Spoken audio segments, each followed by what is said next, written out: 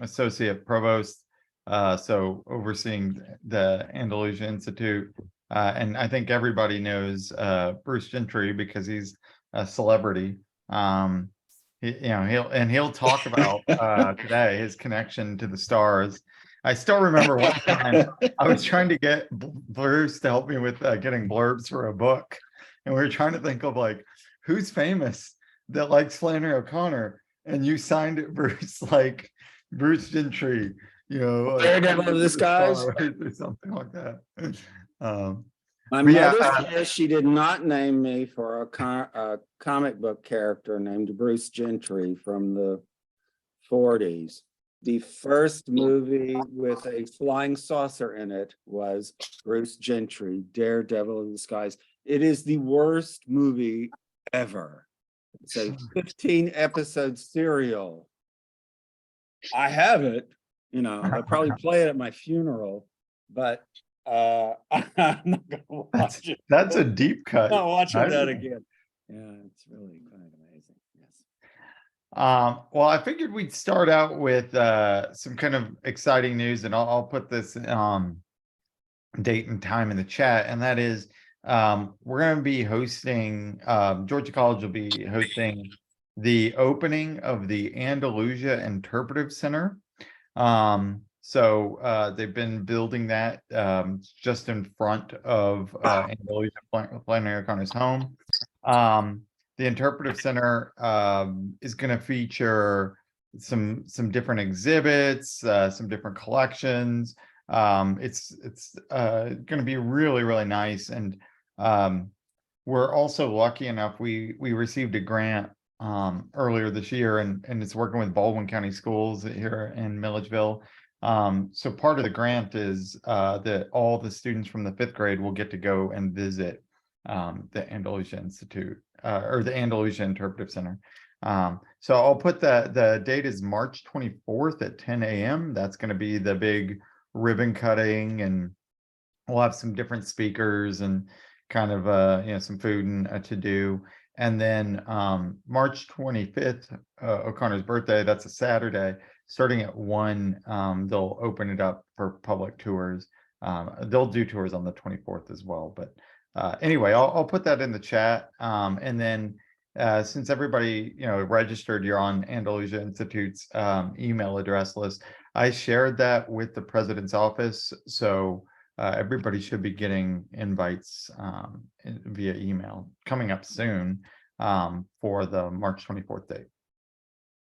So that's the big news here. Other news, we're recording this, so hopefully everybody's okay with that.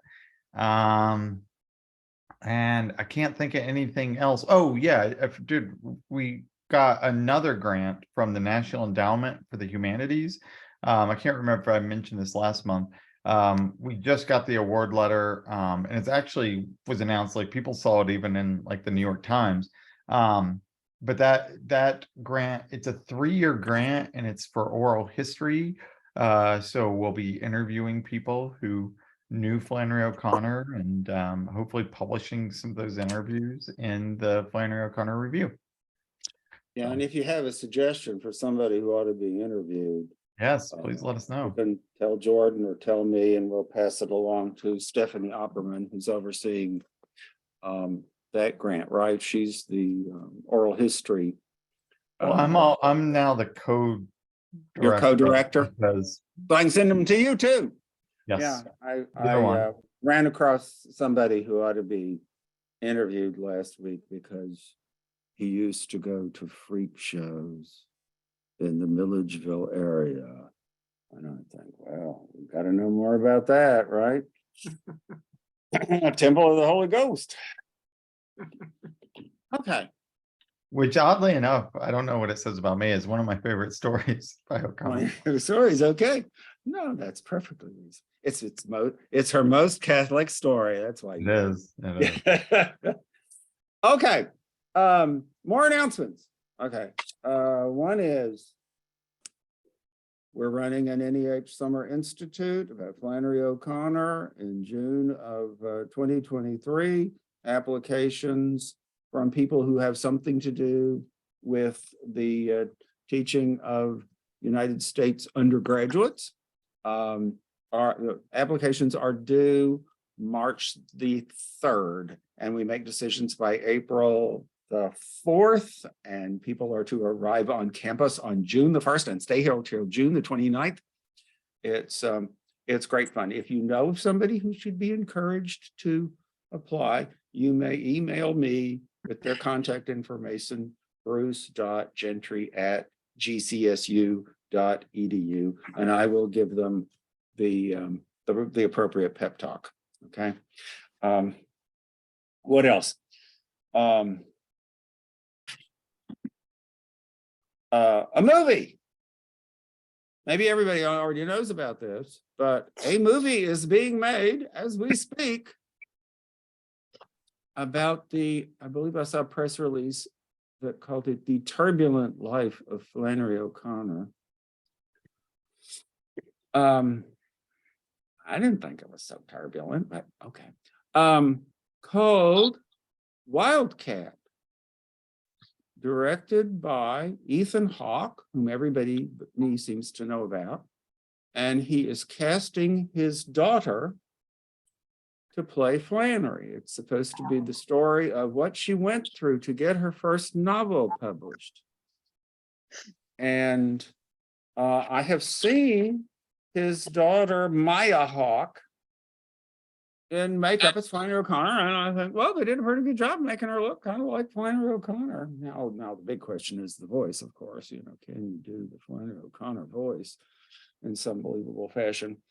But they're well along apparently with this, and I did the kind of research everybody does these days. I went on the internet, I looked at Wikipedia, and I don't know, can you trust Wikipedia? Laura Linney as Regina? Woo! Yeah. Cool. And then we've got this actor is playing Robert Lowell. Okay, that'll be fun. The Flannery O'Connor Robert Lowell relationship in a biopic. Maybe it'll be turbulent. And then 2 other actors are cast as O'Connor characters. The son of Philip Seymour Hoffman, his name is Cooper Hoffman. He's playing Manly Pointer. Oh my God. And Raphael Casal is playing O.E. Parker, a story Flannery wrote on her deathbed, you know, many years after she wrote Wise Blood. So I guess it's not really going to totally end with the publication of a novel, but there's something else to look forward to. And of course, I have to mention that who's playing the Lowell character. The answer to that is Philip Ettinger. I don't know who that is, but great. Okay, have at it, Philip Ettinger. And they did reach out to Georgia College with some questions about O'Connor. And I think we ought to offer to meet them out at the farm and just tell them all sorts of tales. Absolutely. What's going on there? Maybe they'll cast you in it, Bruce. Yeah, that's right. I'll be the pony or something, you know. I'll be a chicken. How about that? There have been many attempts to make movies based on Flannery O'Connor that have not come to fruition. So best of luck to them. But, you know, A Good Man Is Hard to Find was about to be a feature-length movie, and The Bound Buried Away was about to be a feature-length movie, and Parker's Back was about to be a feature-length movie. And apparently, you know, the money wasn't there, or they couldn't make themselves happy with the script. Sometimes people start on these things and they don't, you know, reach the finish line. So at a certain point, we should, you know, just mention that it exists and say, be on the lookout for news items about the making of a different sort of film about Flannery. And maybe we'll all get lucky. We have a fairly large crowd here now tonight. I want to make sure I say before we get going that anybody who has a thought that they want to throw in, feel free to raise your hand or put something in the chat. And actually, I see that several things have already been put in the chat. Maybe that most of that was Jordan, I guess, posting things that we wanted everybody to see. Jump right in at any point. Those of you who haven't been through these sessions many times might not realize that I'm just bouncing around all over the place, and there's no coherent structure to what I'm about to do to this story. And so, you can jump in anytime with anything you feel like saying. Okay. All right. With that, we'll turn to the story. This is an early Flannery O'Connor story, early 50s, first published in 1953. And even though it's a, kind of quirky, non-serious seeming story in some ways, it was published in the Kenyon Review, which back in the early 50s and probably still to this day was a really good place to publish a short story, probably in a way like top 5 places in America to publish a short story if you wanted to be taken seriously and have people who pay attention to the literary stock market say, oh, this person's important. It's one of O'Connor's shortest stories. It has a kind of chopped off, inconclusive ending in a way. And you might have questions about where did these people come from? Tell us more about the backstory. You may think as you read it. Well, the fact of the matter is Flannery wrote a lot of pages to talk about Mr. Shiflett before the story begins. And she wrote pages about where the story might go after this is all over. And then, of course, he decided not to use them. She cut them out and said, the story as it stands is good enough. It says everything I want it to say, but sure, I'll talk at you about the stuff before and the stuff after, at least just to tell you that it's there, okay? There are lots of pages about Mr. Shiflett's childhood. And he is subjected to social science. His mother apparently brings in the experts and asks them, how should I raise this child? Oh, there's somebody. I think I need to ask Teresa to mute. I'm hearing myself in an echo. Teresa. I'm muting. Oh, okay. I think you're in here twice. That may solve it right there. Okay. Sorry about that. Yeah, no, that's okay. That happens all the time. If you enter twice, interesting things happen. And if you lose this, come back, you might reappear. My computer decided to restart when I launched the meeting. It's just, today's been that kind of day. It's one of those days. Okay, so there's a lot about the childhood of Mr. Shiflett. He's considered an unusual, gifted child. His mother is told by the experts to let this child choose his own education, let him do anything he wants to do. And if you've read anything about how Flannery O'Connor felt about education, it's probably pretty clear to you that this is not something that Flannery O'Connor particularly approves of. She wants the She wants the adults to decide what children need and don't ask the children what they need. It's a formula for disaster to let kids direct their own education as far as she's concerned. So maybe he didn't get the best start, but he had a lot of experiences. And if you pick up from Mr. Shiflett that he thinks he's got a lot of experiences in some of what he says to the Craters, well, there might be some truth to that. You know, if you look at those early pages that aren't part of the story. What comes after the story is more directly tied to the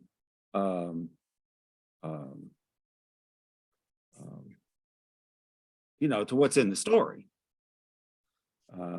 The passage that sticks in my head is that in one draft, after Mr. Shiflett has abandoned Lucy Nell, he keeps driving and he makes it home.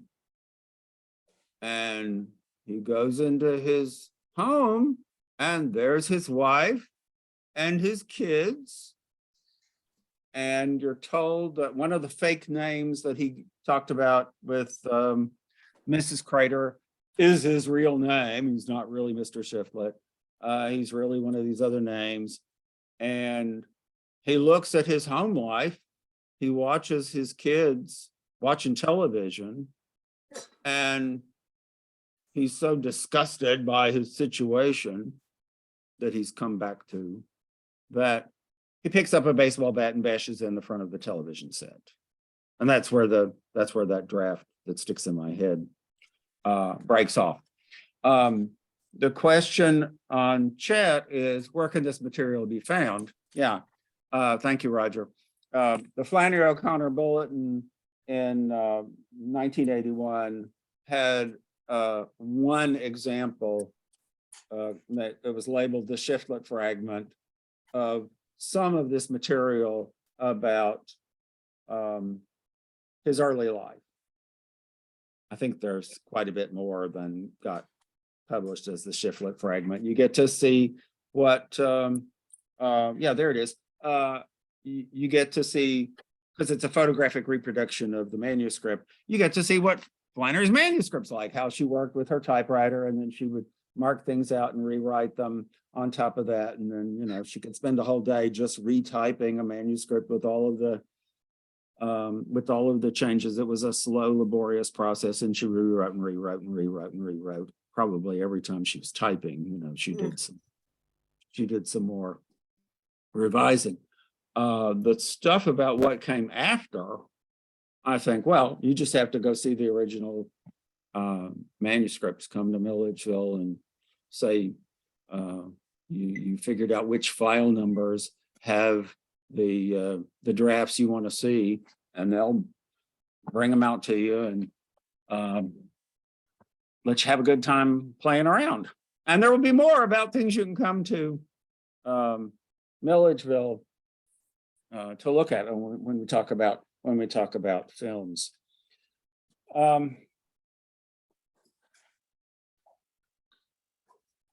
I am currently kind of reacting against the way I always used to teach this story. And now I want to complicate the story for myself more. So, you know, that's just kind of how I approach the story now. I used to tell students at any level a way to write a paper about this story, you know, a way to have a debate with yourself, you know, make an argument, is to look at Mr. Shiflett and the mother in the story, Mrs. Crater, and decide who's worse. And students always found lots and lots and lots of things to say against both of them. And the teacher would be pleased that some papers would vote that he's worse than she is, and other papers would vote that you know, it's the other way around. They pick different worse people.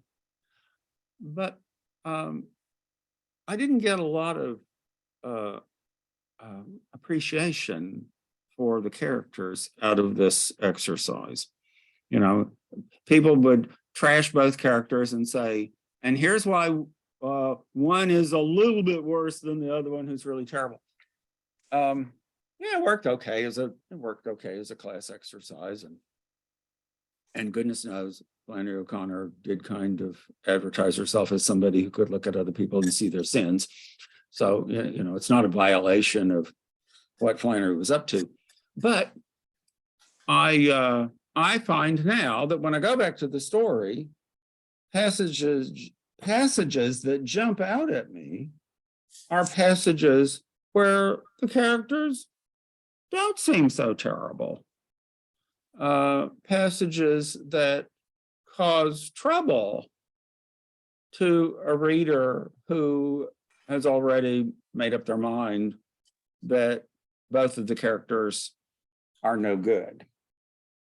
Now, let me say before we go any further, I love Lucy Nell, the daughter. I want everything to be good for Lucy Nell, the daughter.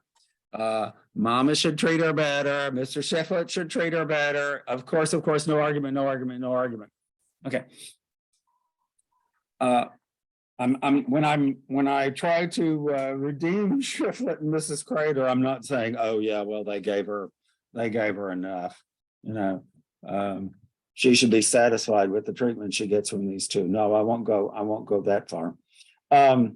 If we look at the text of the story, I want to point out a couple of places where I don't think the characters look so bad. And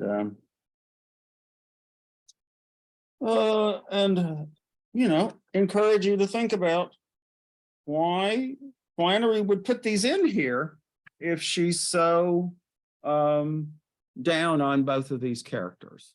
Okay, first let's start trying to redeem Mr. Shefflett a little bit. Hey, bottom page 176. The next morning, he began on the roof of the garden house while Lucy Nell, the daughter, sat on a rock and watched him work. He had not been around a week before the change he had made in the place was apparent. He had patched the front and back steps, built a new hog pen, restored a fence, and taught Lucy Nell, who was completely deaf and had never said a word in her life, to say the word bird. The big rosy-faced girl followed him everywhere, saying bird, bird, and clapping her hands. The old woman watched from a distance, secretly pleased. She was ravenous for a son-in-law. Now, the line in that passage that always gets quoted is the last sentence. She was ravenous for a son-in-law, because that is obviously evil for anybody to be ravenous for a son-in-law. Ravenous is a hard word to make positive. Susan, you want to say something? But it's also a play on words, because if he taught her to speak the word bird, she then she says raven or raven. A raven. Yes. So there's that connection. Yeah. Yeah, right. I mean, and that's more of a joke for the narrator rather than something that the characters are thinking about. Okay, but I want to shift focus away from the mother being ravenous, to Mr. Shefflett. Okay, he wants to steal the car. As soon as he arrives, he wants to steal the car. He could just steal the car. What are they going to do? Chase him down on the road? Call the local police and get any action? Somebody stolen my car? He just has to get it to start. And he could take that car. This is Bruce Gentry, expert on how to be a criminal, telling him how to do it better than he does, okay? He does not have to do 15 fix-up projects around the place. I would suggest that maybe he's being nice for a while. Can't deny that as soon as he walks on the property, he's looking at that car and not quite saying what he's thinking, which is that he wants it. How am I going to get that? How am I going to get that car? There's no question he wants that car right away. But all this work he's doing seems to me to be for not much of a reason. Where else in O'Connor do you see anybody doing so much work? Okay, Mr. Gujak and the displaced person, but he's Jesus. Mr. Shiflett is doing an awful lot of handy stuff to be to have the reputation of being a bad guy in a Flannery O'Connor story. Okay. And then the mother. Okay. Yeah. She's not so great, but bottom of page 180, top of page 181. After they get married, they drove back to the house to let the old woman off and pick up the lunch that, Mrs. Crater said that they could take a lunch so that the honeymoon will be affordable. When they were ready to leave, she stood staring in the window of the car with her fingers clenched around the glass. Tears began to seep sideways out of her eyes and run along the dirty creases in her face. I love that sentence. I ain't ever been parted with her for 2 days before, she said. Mr. Shiflett started the motor. And I wouldn't let no man have her but you because I seen you would do right. Goodbye, sugar baby, she said, clutching at the sleeve of the white dress. I'm sorry. Lucy now looked straight at her and didn't seem to see her there at all. Mr. Shiflett eased the car forward so that she had to move her hands. Now, okay, under the heading of can we see any good in Mama? I think she is really sorry to see her daughter go. She might suspect that Mr. Shiflett is not going to keep up his end of the deal. He might drive off with his new wife and they might not come back. She might be losing her. But she's accepted this deal. It's hard for me to read that passage and maintain the belief, which I hear from people sometimes, that from the beginning of the story, she just wants to get rid of her daughter. She's ravenous for her son-in-law because she wants to unload this disabled child on somebody else. Let him take care of her.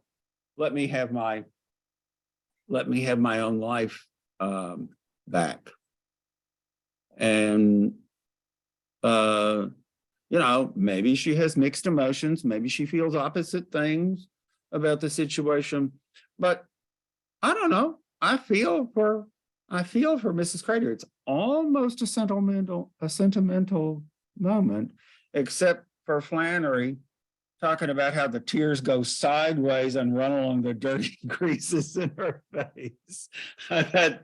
that really undercuts the sentimentality that's potential in that scene. But I think, okay, she didn't teach her daughter to say bird. Mr. Shiflett did. I mean, that's significant. I think both characters have got some complexity, some motivations that drive them in different directions. They're more complicated than they look. Don't tell me that Flannery O'Connor is not a psychological writer. These characters are bundles of contradictory feelings. Okay. Somehow in my head, the place to go next to this is the conclusion. Yeah, I guess because thinking about Mr. Shiflett and how good or bad is he, sets me up to think about how the story ends. All right. This is the Flannery O'Connor story, and we always know that in all Flannery O'Connor stories, we have a revelation at the end and an offering of grace, a moment of grace that can be what, accepted or denied. So where is it? Well, it's not in the hitchhiker. I don't think it's in Lucy and the daughter. I don't think Mama knows what's going on at the end of the story. The only person who's a prospect for learning a lesson, having a recognition, is Mr. Shiflett. Do we see enough good in him to believe that even that little bit of recognition scene could happen at the end of the story? Okay, well, here's the setup. He's just picked up the hitchhiker, and the hitchhiker's only on one, like one page of the story. He's just in there to have an effect on Mr. Shiflett.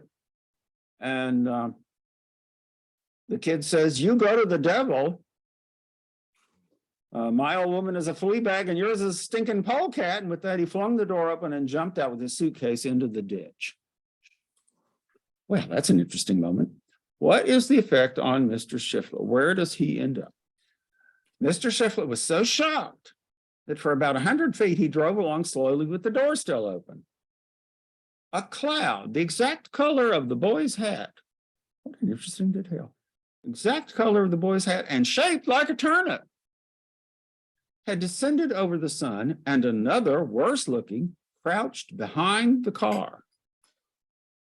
Mr. Shiflett felt that the rottenness of the world was about to engulf him. He raised his arm and let it fall again to his breast. "Oh, Lord," he prayed, "break forth and wash the slime from this earth." Okay, question. What's the slime?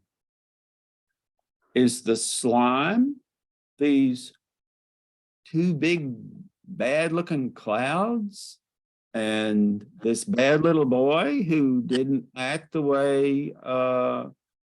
Shiflett expected him to act? Is he saying, I want God to intervene so nobody gives me a hard time about anything and I continue to do whatever I want to do? Well, I guess that's one possibility. Or do you buy the idea that this is a recognition scene in which Mr. Shiflett all of a sudden says, "Oh dear, I'm slimy.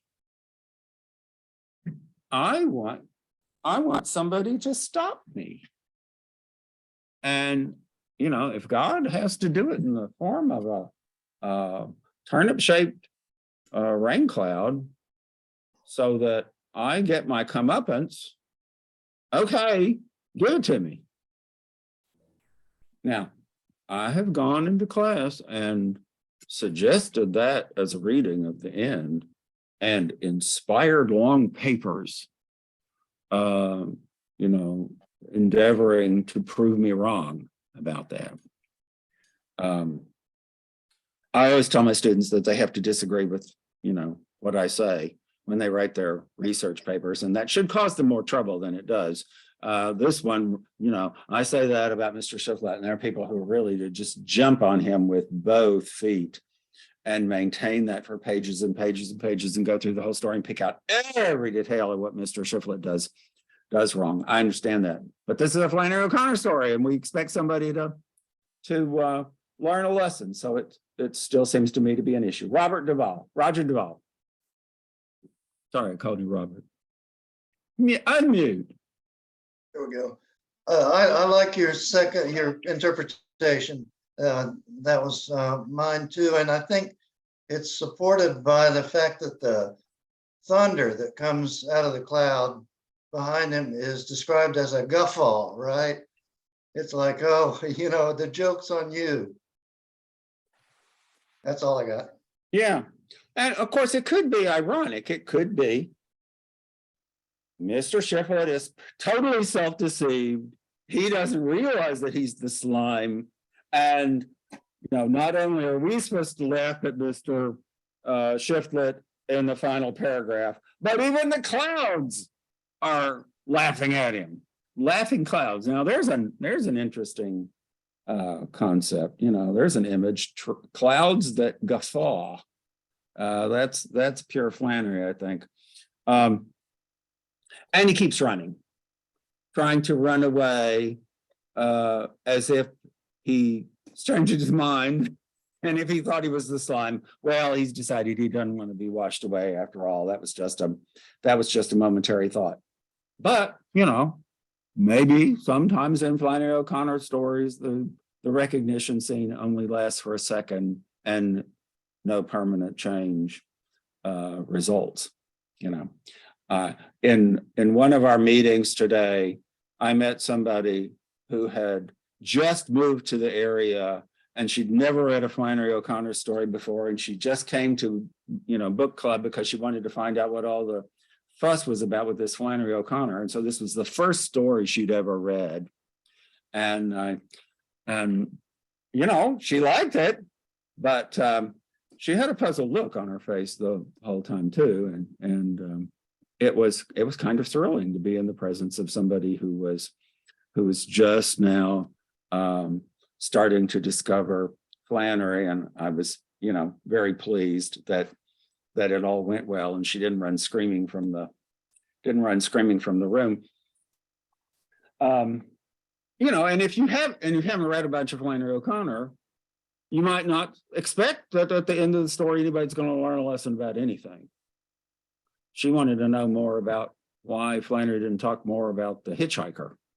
Seemed like a really interesting kid with a backstory, that Mr. Shiflett picks up on real quickly, and notice that Mr. Shiflett stops for the kid and says, "You want a ride?" It's not that the kid's holding his thumb out and asking for a ride. That has to be a significant detail, but I'm not exactly sure why it is. Let's see. I guess that's the end of that train of thought, if you want to call it that. Another thing I want to go into, and this is under the heading of complicating the story, of saying the story is more complicated than it looks. All right. Let's talk about the speech Mr. Shiflett gives about body and spirit. This is on page 179 of the Library of America edition. Okay.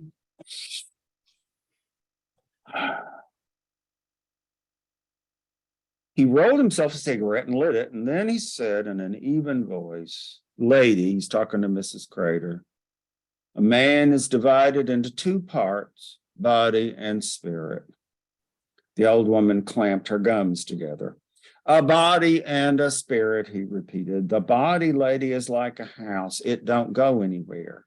But the spirit, lady, is like an automobile, always on the move." Okay. I can understand that those statements by Mr. Shiflett make some sense. But the situation's really more complicated than the speech he just gave to her. Okay? Two reasons that I can understand. Okay. One is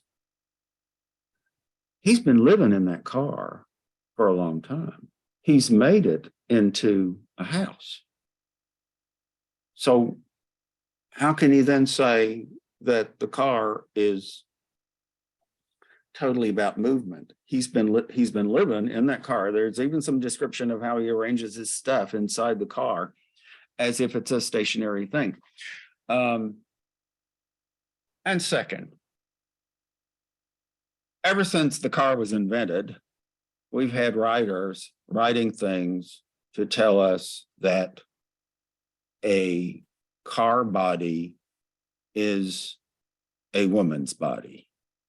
If you've never read the poem, She Being Brand New, and consequently a little stiff, the E. Cummings poem, it pushes the idea that a car is a woman as far as you can take it. But it's not that original. It's just it's a very common symbolism.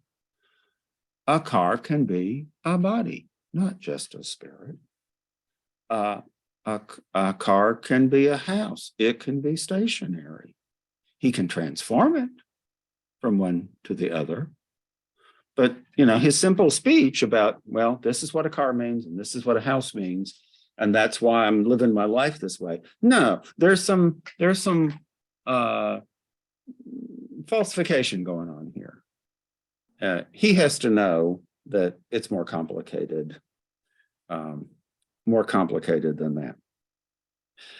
If he married Lucy Nell and stayed with her, he would have a woman's body, and he could probably go anywhere he wants to go, and she would go with him. You know, she doesn't start crying that she wants to go home, does she? No, she's plucking the cherries off her hat and throwing them out the windows if she's looking forward to losing her cherry on their wedding night. In my humble opinion, my Freudian symbolism obsessed mind. So that's just another way to go at something in the story, to say this story is more complicated than it looks. You know, there's a set of stuff, but you know, does anybody understand what's going on with the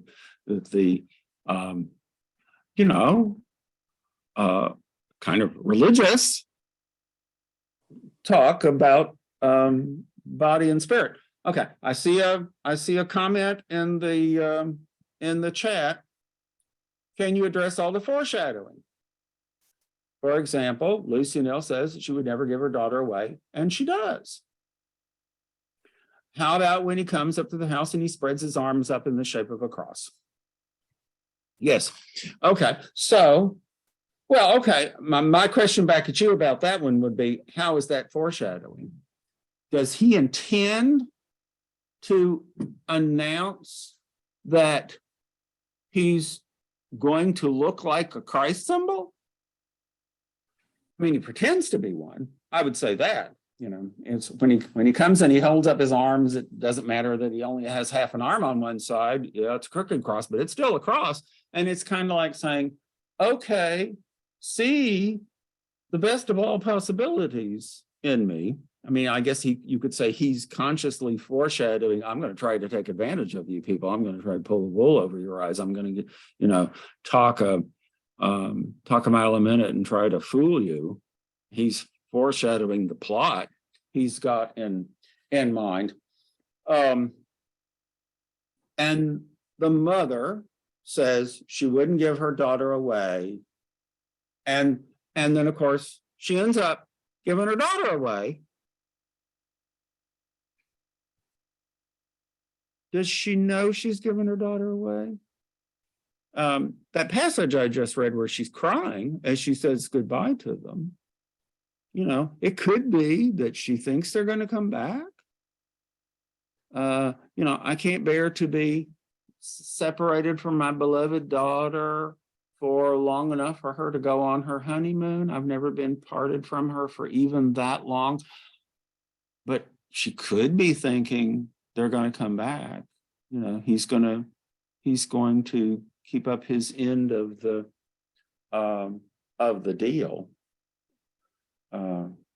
You know, I certainly think that Flannery O'Connor foreshadows as much as anybody ever has. She just loves, I mean, I don't know why she does this really. She tells you where she's going to go with this, and then it's still a surprise because she gets there where she told you she was going to go, but it still doesn't feel like you've been told everything about how the foreshadowing is going to work. You know, most people will say they get to the end of The Violent Bear It Away, and by the time they get to the end of the novel, they've completely forgotten that in the first paragraph she told you the whole plot. She told you how the book was going to end, and it ends exactly the way she told you in the beginning, but nobody can remember what the first paragraph said by the time they get to the end of the novel. So it's like she likes foreshadowing that seems like a trick. I can tell you everything, but you're not going to take it in. And when you see that I told you, you're going to feel silly. And I like making my readers feel silly and foolish and, like I've tricked them somehow. Foreshadowing's awfully complicated. It kind of denies the value of suspense. It kind of acts against surprise, which a Flannery O'Connor stories also live for. She loves giving you a jolt. So why in the world would she want to tell you, I'm going to give you a jolt, and it's going to be of this sort, and it's going to come 3/4 of the way through the story, or somewhere between 3/4 of the way through the story and the last page. I'm going to shock you totally. And she'll give you hints about what's going, and it's still going to be a shock. I think Flannery is kind of like an undertow in the ocean. You put your foot in and it feels good, and you feel your foot going out, and you don't think it's a big deal, and before you know it, you're in trouble. I mean, I love that.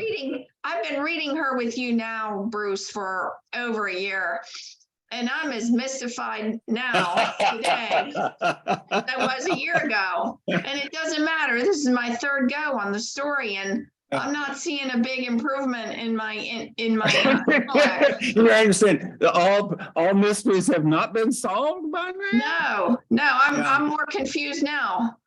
Can I? That's usually my goal. I want to jump in there because Yeah, go ahead. the thing that you find in all her stories, when you open up the first page and you start to get in, is this feeling of inevitability. You call it foreshadowing, but you think you know where the story is going. And in fact, the story goes there.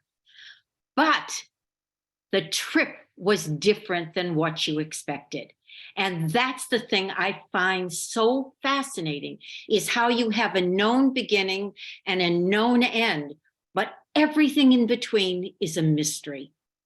And I think she's the master of doing that.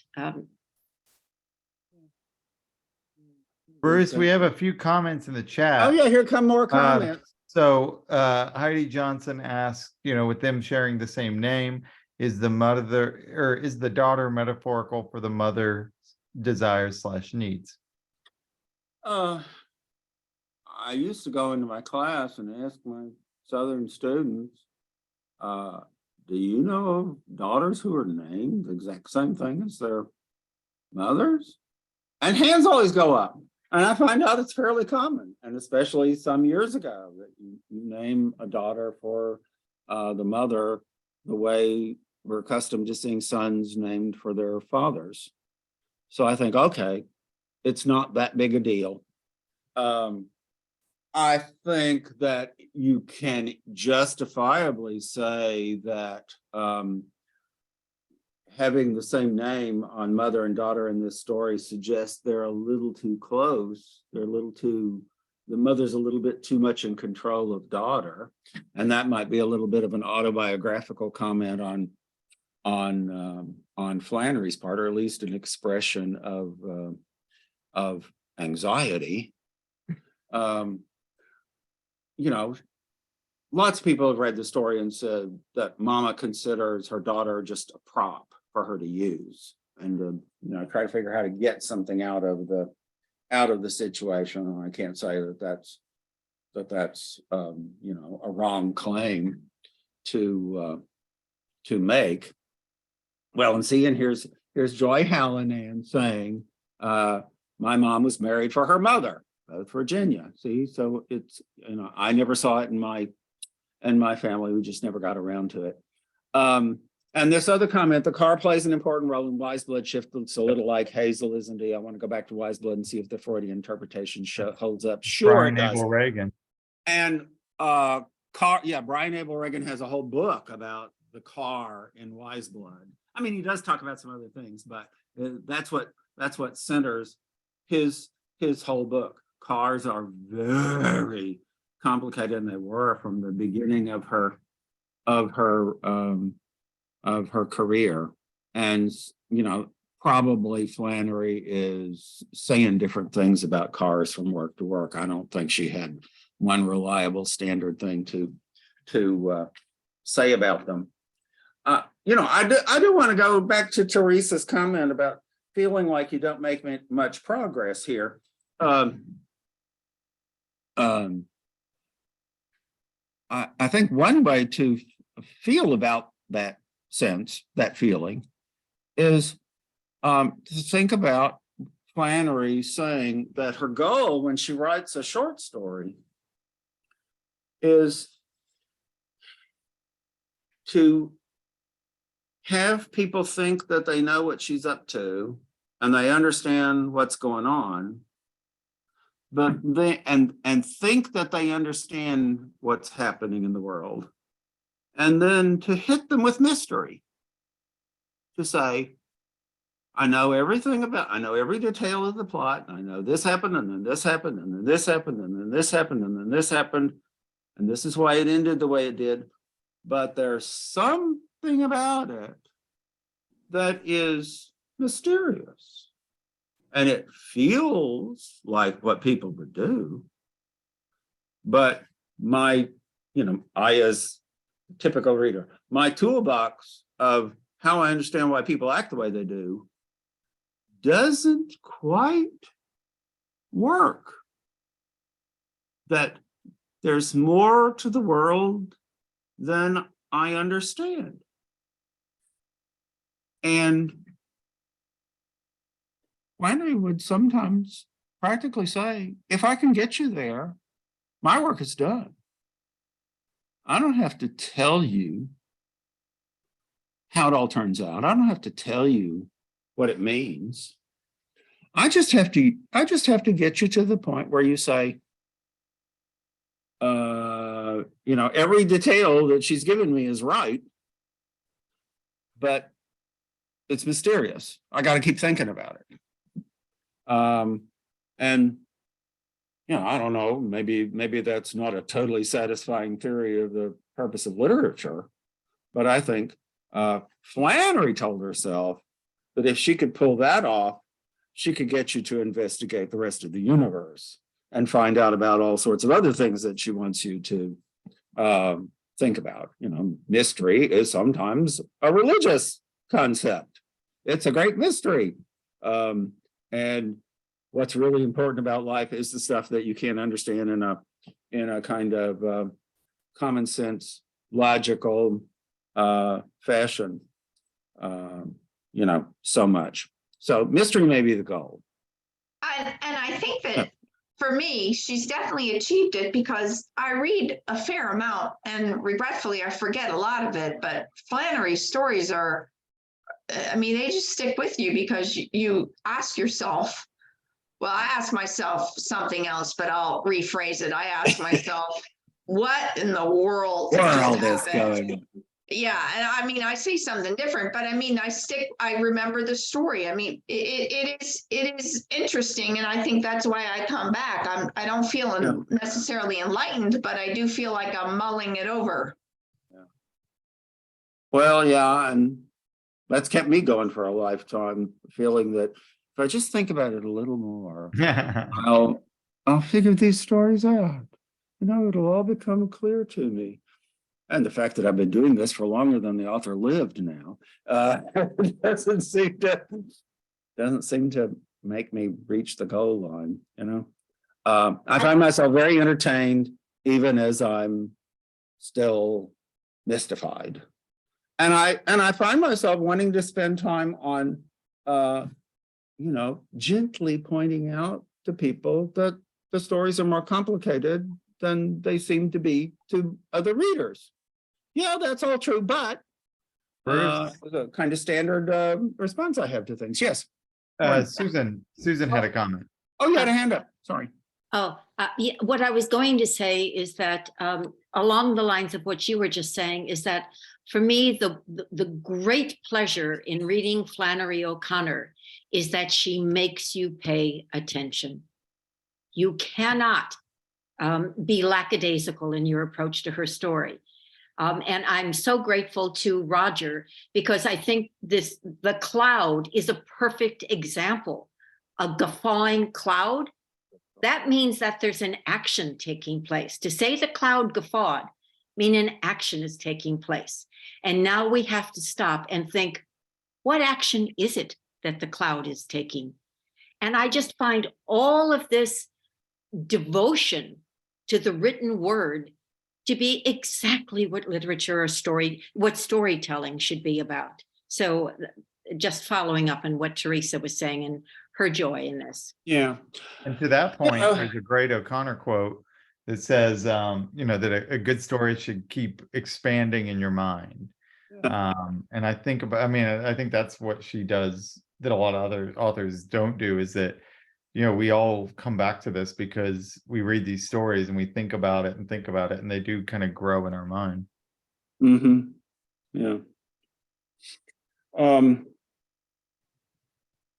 Okay, I say we're just about out of time, and I guess I should just say, is there anything else that anybody has in mind that they particularly want to address? Heidi, I see your hand. Okay, so I went on a really weird tangent when I read it this last time, and it had all to do with geography. So I'm from Duluth, Minnesota, so -15 degrees this morning, yes. Although, Bruce, I see you're wearing a sweater, so maybe it's warm down there too. But I had fun. So I did this whole geographical map, and I mapped out where he said he was from. And again, for me, this is also new. So he's from Georgia, Mississippi, Tennessee, Alabama. 3 of the 4 towns are completely made up. And then he's heading clearly west, and they leave at noon, and he's trying to get to Mobile by 8 o'clock, sunset. So I was saying 8 o'clock. Flannery knows that a car that's made in 1928-29's top speed is 28 miles per hour. She says 30. She's done her homework. So we're thinking, all right, maybe he can do about 240 miles perhaps till he reaches Mobile. So then I'm like, all right, where could they have started out from? And there is a little tiny town named Lucy, which he mentions after In the Alabama. mother. Yeah, that he mentions after. Yes, right in the corner there. After the mom has said what their names are, it was just a tiny little incorporated town, but that is 243 miles from Mobile. So I just am curious, like, Oh, that's with good. all the mystery that Flannery gives us, there's also just enough tangible bits that are fun to kind of analyze. So I didn't have anywhere else to go with that, except that getting out some math and some maps this afternoon Good was for kind you. of a I fun love little that you way did to that. approach it. Uh-huh. There's a guy, there was a scholar named Hallman Bryant that did the same thing for an O'Connor, A Good Man Is Hard to Find. There's one called Following the Map in Flannery O'Connor. We were talking earlier, thinking, if he left from Milledgeville, he wouldn't have made it to Alabama because the hotspot is 100 miles From where he started. away. Yeah, no, I kind of want them to still be in Georgia when they get to the hot spot, so I can hope that I see your map. So I can hope that Mama could find Lucy Nell after the end of the story. But if they're in the same state, But if they're in the same state, I can imagine that Mama could find her daughter and bring her home. And if she's gotten to Alabama and he dumps her in the next state, I think, well, God knows what's going to happen to Lucy Nell at the end of the story. And I just can't bear the thought that, she's going to die at the end of the story. A lot of bad things could happen to somebody who's in Lucy Nell's state and her situation. And, she needs some good luck. And Bruce informed us that Lucy Nell's based on a real person. And yeah. Did live a long, happy life. Sarah Gordon did tell me that she knew who it was in town who was the basis for Lucy Nell, the daughter. The way she told me was, I looked out my back window one day and there was Lucy Nell hiding in my bushes. And I think, I need to ask Sarah about that again sometime, because we just left that. She told me that the Lucy Nell person inherited a house here in Milledgeville on Liberty Street and, lived out her life and she was fine. And, but, if you're still in the habit of hiding in your neighbor's bushes, it's not exactly a great sign about how your life is going, is it? But, The point to that story would be that when Flannery O'Connor wrote the story, she did not know of a tragic end to Lucy Nell Crater's life that she was alluding to with her dilemma at the end of the story. Well, okay, geography. Yeah, the other thing to say about geography is there's an article somewhere that talks about the geography of Atlanta and the artificial N-word and traces which street they're on at every point in the story and makes a really good case that Flannery's sitting there looking at a map and saying, okay, I'm going to take them from this corner to this corner to this corner, and I know where they're going to start and I know where they're going to end up. And it's absolutely accurate in a literal fashion. And if she does that, then she ought to know her way to Toomsboro, and she ought to figure out where she thinks they're driving, and where they're starting from, and where they're ended up at the hot spot in this story too. Okay, your favorite books about Flannery? I've read Gooch. There are other biographies. If you like looking at Flannery in relation to other Catholic intellectuals of her era, I would suggest Paul Ealy's book, which has the title, The Life You Saved May Be Your Own. How about that? It's a reason to plug. Yeah, And great tie-in. Gene Cash. and Gene Cash had the first biography. And there are interesting things in there. She has some different spins on things, from what Brad comes up with. There are certain books that are kind of introductory. Understanding Flannery O'Connor is a book by Margaret Early Whitt, which I think is written out of explaining basic things to her students at the University of Denver and just kind of putting them all together. I put that one in the chat. Yeah. So that's why I'm reading it. So that you shouldn't get stumped by some reference to something in a story. She tries to get all the basics out there so we can get on to figuring out other matters. I'll tell you that I don't know if he has anything to say about this story, but when I saw John Lance Bacon's book in paperback from Cambridge University Press, Flannery O'Connor and Cold War Culture, I said, number one, what has Flannery got to do with Cold War culture? And two, why are there flying saucers on the cover of this book? And I had no idea what he was talking about. And I love having it pointed out to me that there are these major things going on in Flannery O'Connor that I completely missed for years. So I can't help but recommend that. And John Lance Bacon, keeps a hand in O'Connor studies, but I don't think he's, actively publishing. He's trying to make movies nowadays. I mean, he calls himself a filmmaker more than anything, but when he talks about Flannery, he says really crazy, interesting stuff about her. And so, I definitely recommend that. Bruce, we're running out of time, so we're gonna have to wrap it up. But I was hoping maybe for a final thought. I think you could tie in, Roger's question about explaining the title in with Doug Davis's whole, point of the car. Oh, sure, I think that's a good final thought because Doug Davis is an O'Connor critic who writes, at length about this story. And he says it's a story all about cars. It's a love story between a man and the car. And the women are just kind of over there on the side. They're just props for him to get this car that he's just crazy about. That's why he has to go to Mobile to imply motion. His name is Shiflet because it's a reference to shifting the gears on the car.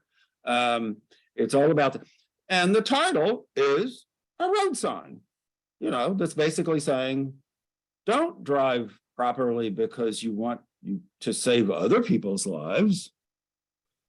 drive carefully because for selfish reasons.